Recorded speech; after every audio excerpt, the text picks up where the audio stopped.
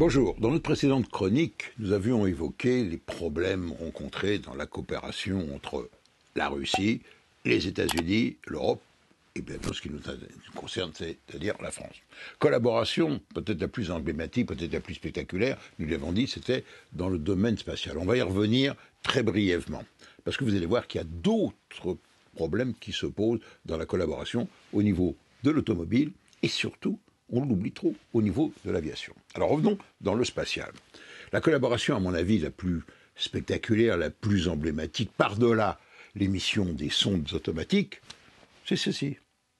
C'est la fusée Soyouz. Alors, historiquement, donc, à un moment, cet antique engin, tout de même qui remonte les années 55, qui a parfaitement rempli son rôle, disons, n'avait plus de marché commercial. Et donc, la collaboration avec la France au sein d'une société commune, Starsem, entre Arianespace et Roscosmos, a permis de relancer la commercialisation de la fusée. Et donc, les choses ont bien marché, puisque on a modernisé le pas de tir, on a modernisé les halls d'intégration, et ça a très bien fonctionné. Et on s'est dit, puisque cette fusée fonctionne très bien avec un 4e étage, pourquoi pas lui donner encore un coup de pied aux fesses, améliorer ses possibilités, en la lançant non plus de Baïkonour, Kazakhstan, mais plutôt de Kourou, en Guyane, où là, elle profiterait de la rotation de la Terre. Chose dite, chose faite. Et ça a été donc à Kourou, en Guyane, j'ai assisté à la construction d'un pas de tir pour la fusée Soyouz. Il y avait le pas de tir, le hall d'intégration, et puis également la salle de contrôle. Et les choses ont très bien fonctionné, et la fusée Soyouz a très bien rempli sa mission, notamment pour le lancement des constellations de satellites. Seulement voilà, les choses étant ce qu'elles sont aujourd'hui, la Russie a décidé de faire revenir en Russie les 80 techniciens permanents, mais je vous rappelle que quand il y a une opération de lancement, ce sont 250 techniciens russes qui arrivent à Kourou en Guyane, durant, disons, à peu près 3 semaines, pour l'intégration et le lancement du lanceur. Donc voilà où on en est actuellement.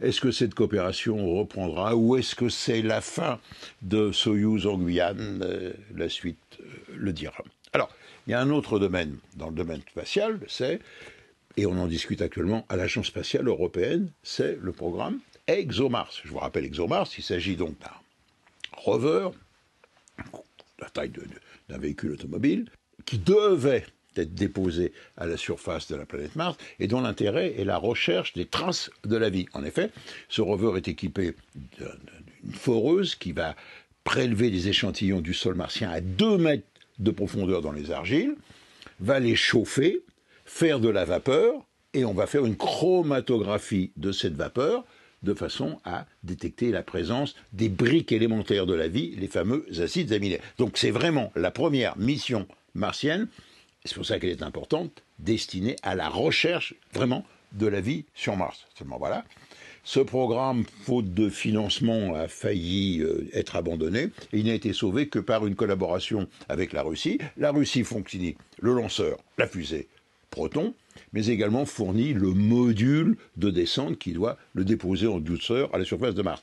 Et des négociations sont actuellement au sein de l'Agence spatiale européenne pour savoir est-ce que, oui ou non, on va procéder au lancement de la mission. Et si on ne le fait pas, la fenêtre de tir sera fermée. Elle n'est que grosso modo, que tous les 2 ans. Et si on reporte encore de 2 ans, j'ai peur que ce programme soit abandonné. Enfin, dernier point. On a évoqué des problèmes au sein de la Station spatiale internationale. Je ne pense pas qu'il y ait de problème entre les équipes russes et américaines. Ils fonctionnent en professionnel. Simplement, les Russes soulevaient le problème en disant « Attention, vous savez, nous, c'est intéressant, avec notre véhicule Progress et son moteur, eh bien, nous sommes là, comme la station n'a pas de moteur, eh bien, nous sommes là pour relever de temps à autre, en allumant les moteurs, la station qui perd de l'altitude de chaque jour par les frottements dans l'atmosphère. » La réponse, j'ai consulté les spécialistes disent oui, les cabines américaines, en allumant les moteurs, peuvent remplir ce rôle, mais par contre, pour contrôler la rotation de la station, on a absolument besoin du Progress ou du Soyouz. Puis, dernier point, il va y avoir une relève d'équipage, ça va tout de même être très intéressant à suivre, avec un Américain et 2 Russes qui vont faire une relève équipage dans la Station spatiale internationale. Alors il y a 2 autres domaines qu'on oublie d'en parler. Dans le domaine de coopération industrielle, c'est le problème de l'automobile.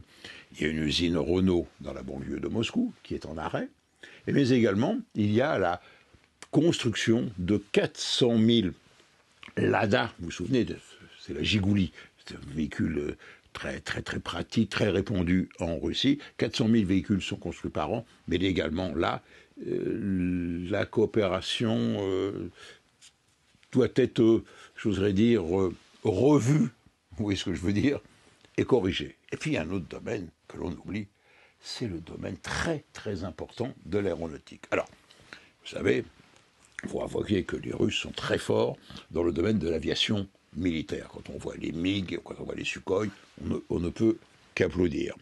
Mais dans un domaine où ils étaient nettement moins bons, c'est l'aviation, curieusement, l'aviation civile. Et ils n'avaient pas les équivalents des avions européens, enfin les Airbus et les Boeing américains. Et donc, il y a eu une coopération dans 2 domaines. Le premier, c'est avec Sukhoi, Superjet 100, qui est un bimoteur moyen courrier, qui sont l'équivalent à peu près de notre A320. Et donc là, il y a une coopération pour la fourniture des moteurs avec Safran, mais également au niveau de l'électronique pour le cockpit. Et puis le deuxième domaine de coopération, vous voyez, c'est avec le MC-21 d'Irkout, qui est l'équivalent de l'A320 ou du Boeing 737, peut-être même en plus performant, mais également là, il y a une coopération très poussée au niveau des études aérodynamiques et au niveau des moteurs et de l'électronique. Et à peu près, on construit 20 à 20 appareils par an. Donc voilà donc des domaines où là, la coopération doit être revue. Et il y a dans le domaine de la coopération, ne l'oublions pas, la fourniture d'équipements, mais également du titane. 50% du titane qui sont nécessaires pour l'industrie aéronautique, pour Airbus, proviennent de la Russie. Le titane, matériau très résistant, très léger, donc idéal pour l'aéronautique, pour les trains d'atterrissage et également pour certains éléments de structure.